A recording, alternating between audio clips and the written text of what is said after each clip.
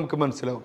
പലപ്പോഴും നമ്മൾ ഇമോഷൻ പ്രകടിപ്പിച്ചതിന് ശേഷം തിങ്കിങ് ഇമോഷൻ ഒരുമിച്ച് പോവില്ല. ഇപ്പോൾ കരയുന്നൊരു കുട്ടിയോട് എന്തിനാ കരയുന്നതെന്ന് ചോദിച്ചാൽ അതിൻ്റെ മറുപടി പറയണമെങ്കിൽ കരച്ചിൽ നിൽക്കണം, അല്ലെങ്കിൽ മറുപടി പറയുമ്പോൾ നിൽക്കും. ഒരു ഉദാഹരണത്തിന് ഒരു മരിച്ച വീട്ടിൽ ഒരു സ്ത്രീ ഇരുന്ന് കരയുന്നു, വയസ്സായിട്ട് ഒരാൾ മരിച്ചു.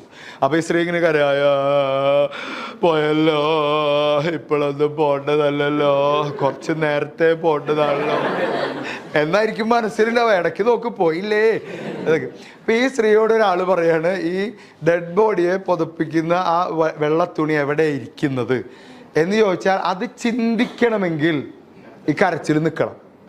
രണ്ടും ഒരുമിച്ച് വരില്ല. അൽമാരയിലെ ഭൂതാപത്തെ അതിൻ്റെ ഉള്ളിലെ അങ്ങനെ പറയില്ലല്ലോ.